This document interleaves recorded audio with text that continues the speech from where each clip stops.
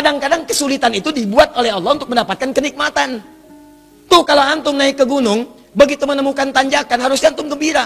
Kenapa? Karena di depan pasti ada turunan. Jadi kalau orang paham dengan fikih di surat Al-Kahf ini, ketika Anda dihadapkan pada ujian, Anda nggak usah nangis berlebihan. Jangan takut. Karena kadang-kadang ujian itu diturunkan untuk memberikan rahmat yang lebih luas bagi antum. Antum tuh dibuat kuat dulu. Bikin nangis supaya ke depan nggak keluar lagi air mata. Kebal antum dengan semua ujian yang ada. Itu cara memahaminya. Ini nggak usah berkeluh kesah. Baru turun ujian yang kecil udah bikin status. Ya. Kamu kenapa sih? Kata suami. Istrinya pasang status. Ternyata dia tidak seperti yang aku kira.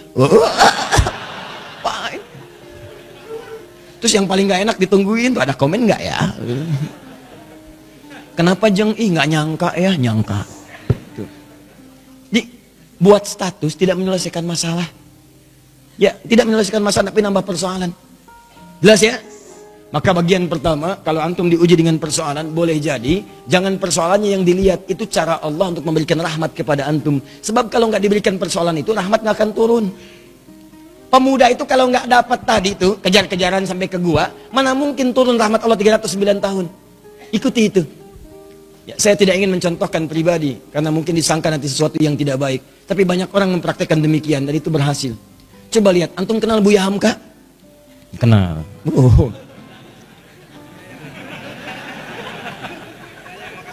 Alhamdulillah. Ya, yang penting antum kenal lah, walaupun beliau nggak kenal antum. Ya.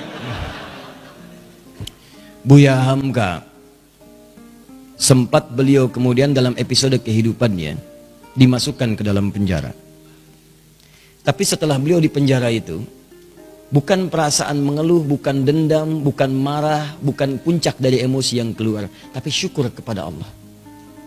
Ketika ditanya bagaimana pendapat Anda Buya mendapatkan perlakuan seperti itu dimasukkan ke dalam penjara, beliau malah mengatakan, saya bersyukur kepada Allah Subhanahu wa Ta'ala. Kalau ada waktu, saya pengen ketemu presiden untuk mengucapkan terima kasih.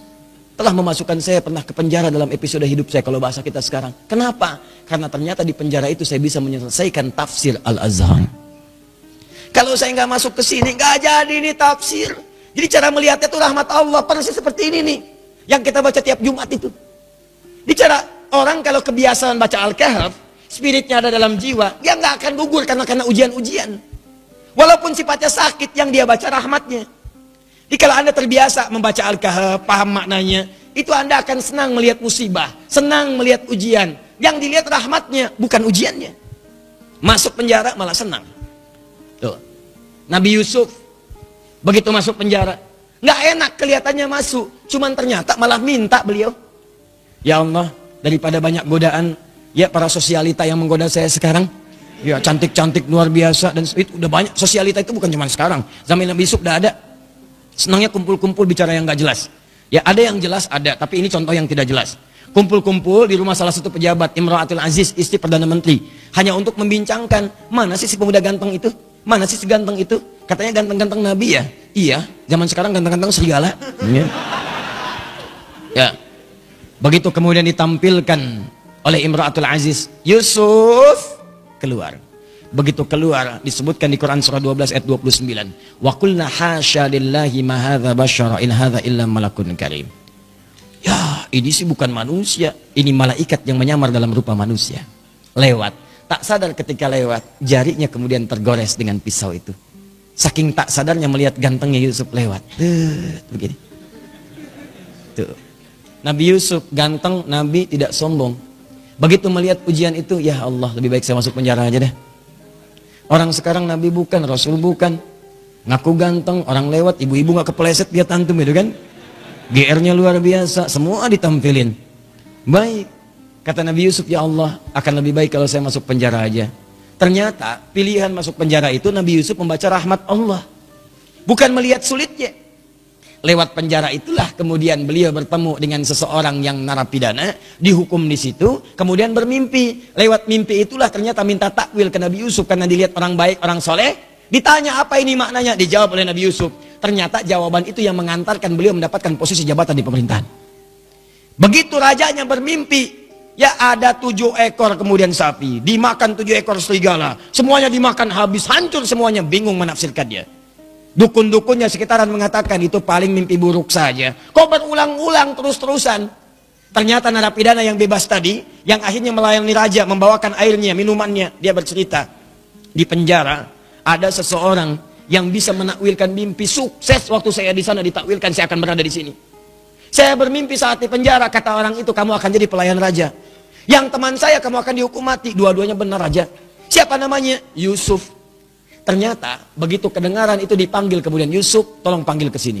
Begitu ke sana kata Yusuf alaihissalam, saya akan datang kalau raja sendiri membebaskan tuduhan saya. Maka ketika datang dibebaskan tuduhannya. Tapi yang paling penting begitu selesai tuduhan dibebaskan, kamu akan saya angkat jadi orang terdekat saya. Coba Anda bayangkan, kalau Nabi Yusuf tidak pernah diberi kesempatan masuk penjara, maka mustahil beliau kemudian akan mewujudkan mimpinya dari kecil yang pernah bermimpi itu, bahwa beliau punya jabatan di pemerintahan sampai bapak ibunya hormat pada masa itu sujud kepadanya. Maka takwil mimpinya saat kecil itu, ya beliau melihat ahada asyara kaukaba wa syamsa wal qamara ra'aituhum li sajidin. Saya melihat 11 bintang, 1 matahari, 1 bulan sujud kepada saya hormat. Hormat. Ternyata begitu diangkat jadi bendahara yang sangat hebat, punya kedudukan, bapak ibunya diundang dari Mesir datang kemudian. Datang dari Kanaan Palestina ke Mesir. Begitu datang, apa yang terjadi? Mereka langsung hormat kepada Yusuf alaihissalam sebagai bagian dari rakyat, hormat kepada penguasanya. Coba kalau nggak pernah masuk penjara, nggak mungkin terjadi begitu. Tuh antum tuh jangan lihat senangnya aja. Kalau nggak ada sulit, yang nggak akan datang kesenangan. Rahmat itu rahmat. Jadi pertama cara bacanya, syukuri setiap nikmat Allah. Kalau bertambah syukuri, kalau ada ujian bersabar. Doanya ini. Jelas? 1 tetesan rahmat Allah paling minimal 309 tahun. Jika diberikan lebih, maka berapa yang antum nantikan? Bisa melewati alam-alam selanjutnya. Nanti saya berikan rahasia ya. Ada yang kalau antum amalkan, itu 3 alam dijamin. Dunia diberikan, alam kubur dilimpahkan, di akhirat antum saking gembiranya sampai lompat-lompat. Tuh, betul sekali. Betul. Ya itu. Ya. Paham? Apa itu? Nanti belakangan. Sekarang bagian terakhir. Ini sudah menyakiti fisik nih. Domain fisik. Yang tadi masih ancaman, dikejar-kejar, masih bisa ngindar. Kalau yang ini, fisiknya udah dipegang. Diancam. Bahkan luar biasa. Udah mengalami kontak fisik. Kejadian ini, kontak fisiknya dilemparkan ke laut. Dimakan ikan paus. Psst. Masuk tuh. Saya mau tanya pada antum, kalau masuk ke perut ikan paus, sempit atau luas?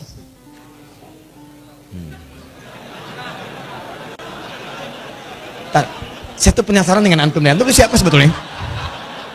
Antum tuh siapa sebetulnya? Buya Hamka kenal. Masuk perut ikan paus punya jawaban. Luar biasa. Ini gelas aja dengar jawaban antum sampai keringetan tuh. Masuk perut ikan paus, nggak akan pernah ada yang jawab luas. Yang terbayang pasti sempit, walaupun Anda belum pernah masuk ke dalamnya. Masuk ke perut ikan paus, terang atau gelap? Tuh, gelap. Sudah pernah masuk, Bu? Belum, Ustadz. Tapi kita bisa bayangkan. Karena nggak ada cahaya di sana. PLN pun nggak bisa masuk. Nggak, saya kebayang. Kalau ada inovasi PLN, petugas PLN berdasarkan kisah Nabi Yunus ingin memasukkan listrik ke dalam perut ikan paus. Bagaimana cara masangnya? Nggak ada listrik.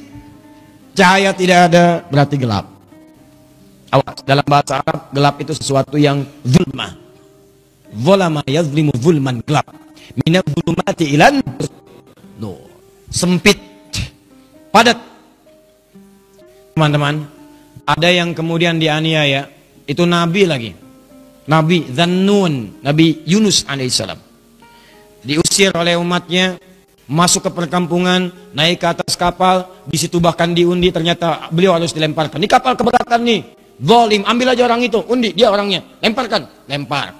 Begitu dilempar ke dalam perut ikan paus, ya, dilempar ke lautan, ditangkap ikan paus. Oh, hebat ikan paus, dan nungguin. Tangkap, masuk. Apa yang terjadi? Gelap, sempit, sesak, capek luar biasa. Tapi yang ingin saya sampaikan adalah, perhatikan baik-baik. Wadhannuni, Quran surah ke-21 ayat 87 sampai 88. Saya tuliskan. wa dhannuni idh dhahaba mughadiba fa dhanna an lan naqdir alaihi fanada fi dhulumati, gelap, ya alla ilaha illa anta subhanaka inni kuntu minadh zalimin. Sebelum kisah ini dimulai, saya akan ajak Anda ke ayat sebelumnya, yaitu 84, 85, 86 ya. Khususnya 85 dan 86.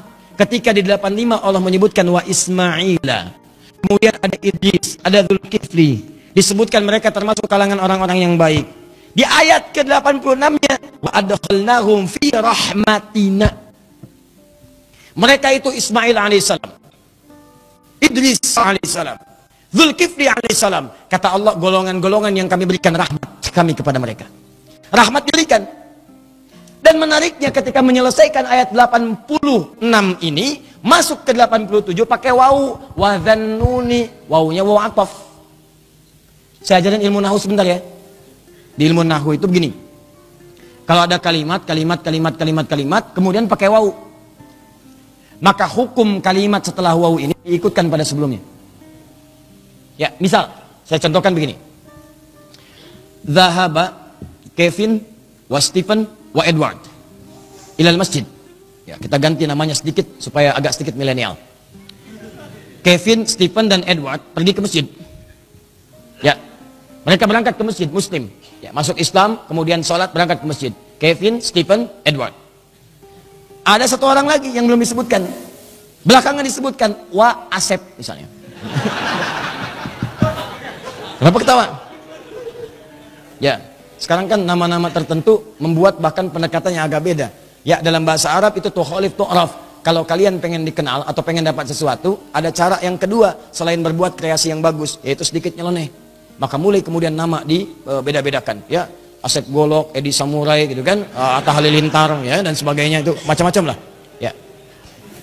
Nah, misal Zahaba Kevin wa Stephen wa Edward wa Asep. Ya. Nah, ini ilal masjid disebutkan ke sini ilal masjid wa Asep.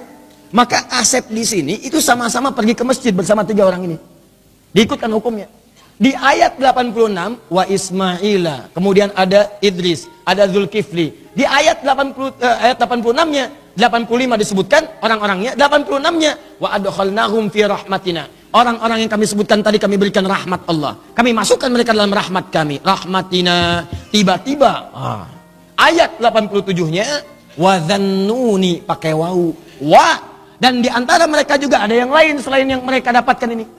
Selain Ismail, selain Idris, selain Dzulkifli alaihissalam yang mendapat rahmat kami, ada nabi berikutnya yang ingin kami kisahkan. Siapa itu? Dhannun. Dhannun juga mendapatkan rahmat kami. Begitu cara memahaminya. Di ayat 87 ini jangan pisahkan di ayat 86. Ada orang-orang yang pernah mendapatkan rahmat kami, ini orang-orangnya. Selain mereka ada lagi. Siapa itu? Wa dhannuni. Demikian juga dengan Dhannun, Nabi Yunus alaihissalam. Beliau pun pernah mendapatkan rahmat Allah. Kapan rahmat itu diberikan? Dalam situasi yang sangat sulit. Idzahaba mughadiba, ketika beliau kemudian merasa tidak senang dengan perlakuan kaumnya, dizolimi, dilemparkan ke perut ikan paus, sulit luar biasa. Saya tanya pada antum, nih ya, tolong jawab dengan penuh kejujuran. Dengan jujur antum jawab. Maaf sekali, kalau antum berada di perut ikan paus, kira-kira masih ada peluang nggak oleh manusia untuk diselamatkan? Tuh. Nangis tuh kan, karena tahu nggak mungkin. Tadi kan begitu saya sebutkan rahmat, ya. Begitu kita tanyakan ada peluang nggak? Bayi aja tahu. Tuh. Ya. Jadi sulit mendapatkan peluangnya. Orang masuk perut ikan paus, ditelan. Siapa yang mau nolong? Manusia mengatakan mustahil, nggak usah ditolong lah, nggak ada harapan. Yang ada malah kita ikutan ke dalamnya. Paham? Tuh. Kalau gerah, kipasi. Kalau perlu air, berikan. Kalau ada permen, sampaikan. Maka teman-teman sekalian, nah, berdoalah kemudian Nabi Yunus kepada Allah. Apa doanya? Nih, perhatikan kalimatnya. Wa nada fi dzulumat. Maka dalam suasana gelap, capek, resah itu, beliau berdoa kepada Allah. alla ilaha illa anta. Tolong minta air. Ya. Oh, ini aja nih. Nah, atau aqua, ada aqua? Baik. Tolong diberikan ke belakang, barangkali haus. Ya. Kalau bukan anaknya, ibunya yang minum. Ya. Ya, saya nggak minum nggak apa-apa, ada apa aku mati ya. Yang penting antum nyaman insya Allah. Baik. Antum ikhwan ada lagi yang mau nangis? Wa nada fi dhulumat, maka beliau bermohon kepada Allah dalam suasana gelap sulit itu. Alla ilaha illa anta, catat doanya, catat. Kalau antum sedang dizalimi orang secara fisik, diancam, dimacam-macam, bahwa proyek antum diambil orang, kelihatannya zalim aja. Maka dalam suasana gelap itu Nabi Yunus bermohon kepada Allah. Gelap, sempit, capek, sulit. Alla ilaha illa anta. Dimulai dari sini. La ilaha illa anta. Subhanaka inni kuntu minadh. Catat doanya. Dimulai dari la ilaha illa anta. Kalau yang tadi dimulai dari Rabbana atina min ladunka rahmah. Kalau yang ini dari la ilaha illa anta. Anda bisa mulai dengan kalimat Allahumma la ilaha illa anta. Atau Rabbana la ilaha illa anta. Jadi doa. Subhanaka inni kuntu minadh zalimin. Anda tahu apa yang terjadi? Begitu doa ini dipanjatkan, turun jawaban Allah. Apa jawabannya? Ayat 88. Fastajabna. Lihat kalimatnya. Fastajabna. Maka kami jawab dengan cepat doa Nabi Yunus itu. Pakai fa. Saya sering terangkan fa. Huruf sambung tanpa jeda. Begitu selesai berdoa, turun jawaban. Tapi Allah bukan mengatakan fa'ajabna, fastajabna. Pakai ista. Ingat pertemuan lalu? Kalau ada ista berarti ada tuntutan. Amalkan dulu ininya, baru kami berikan jawabannya. Seakan-akan ingin dikatakan begini, amalkan dulu doanya, resapi doanya, kami kabulkan.